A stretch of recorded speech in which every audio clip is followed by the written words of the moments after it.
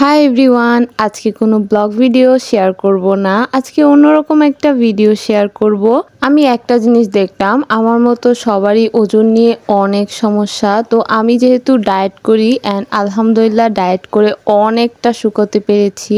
মানে অনেকটা না, আলহামদুলিল্লাহ পুরোপুরি এখন শুকিয়ে গিয়েছি। তো চিন্তা করলাম যে আমি কিভাবে ডায়েট করে শুকালাম, কতদিনে শুকালাম, সেগুলাই তোমাদের মাঝে শেয়ার করব। আমার কিন্তু আগে ওজন অনেক বেশি ছিল, প্রায় 69 কেজি ছিলাম।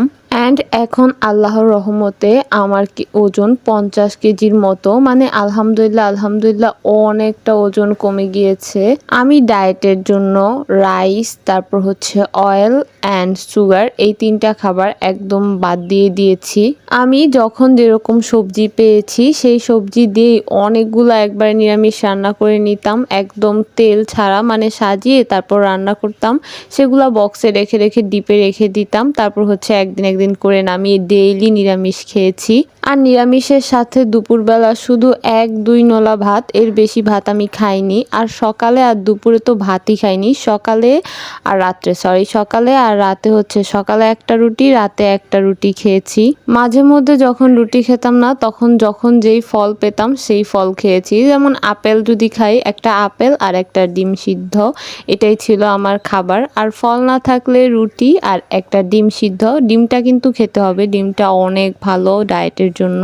আর দুপুরে শাক সবজি এগুলা দিয়ে অল্প একটু ভাত, সাথে মাংস, তারপর মাছ। আর মাছ কিন্তু আমি করেছি কি তখন পানি দিয়ে সিদ্ধ করে খেয়েছি। পানি, তারপর একটু লবণ, হলুদ, মরিচ এগুলো দিয়ে সিদ্ধ করে তারপর খেয়েছি তখন। এখন আর খাই না, এখন যেহেতু অনেকটা শুকিয়ে গিয়েছি আলহামদুলিল্লাহ, এখন আর তেমন একটা এভাবে সিদ্ধ টিদ্ধ করে খাই না।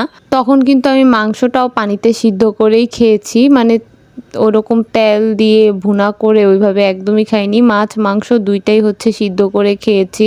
আর তখন আমি ক্যালোরি মেপে খেতাম অনেক, যেমন সব রকমের সবজি খেতাম না, মিষ্টি কুমড় খেতাম না, তারপর আলু, এগুলাতে অনেক ক্যালোরি থাকে। তারপর আম কাঁঠাল এগুলাও খেতাম না, এগুলাতে অনেক ক্যালোরি থাকে। তাই কিন্তু এখন যেহেতু শুকিয়ে গিয়েছি, তাই আম, তারপর হচ্ছে কাঁঠাল এগুলা খেতে পারি। এখন আর ক্যালোরি মাপি না, এখন শুধু মিষ্টিটা খাই না, আর হচ্ছে তেল একদমই খাই না এখনও, আর ভাতটা একদমই নেই না। এই 2-1 নলা শুধু দুপুরে, এমনও সময় যায় 2-3 দিন পর আমি ভাত খাই। তো এখন বলি আমার শুকাতে কতদিন সময় লেগেছে। আমার ঠিক 2 বছর সময় লেগেছে। মানে যখন থেকে আমি ডায়েটটা শুরু করেছি তার থেকে 2 বছর পর আমি একদম আলহামদুলিল্লাহ 50 কেজি মানে হয়ে গিয়েছিলাম। ডায়েট করে না শুকানোর একটাই কারণ, মানে কয়েকদিন ডায়েট করার পর মানে মনে হয় যে আমি হয়তো আর শুকাবো না, তারপর হচ্ছে আগের লাইফস্টাইলে আবার চলে যায়। সেটাই হচ্ছে গিয়ে একমাত্র কারণ না শুকানোর। এটার জন্য প্রচুর পরিমাণ ধৈর্যের প্রয়োজন।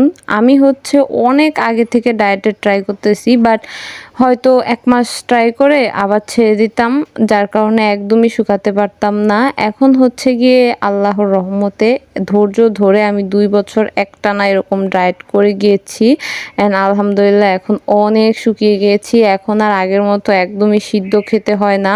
এখন শুধু ভাতটা তেমন খাই না আগের মতো, অল্পই খাই ভাত। আর হচ্ছে গিয়ে তেলে ভাজা কোনো খাবার আমি এখনো খাই না। তেলে ভাজা খাবার স্বাস্থ্যের জন্য অনেক খারাপ, অনেক মানে অনেক।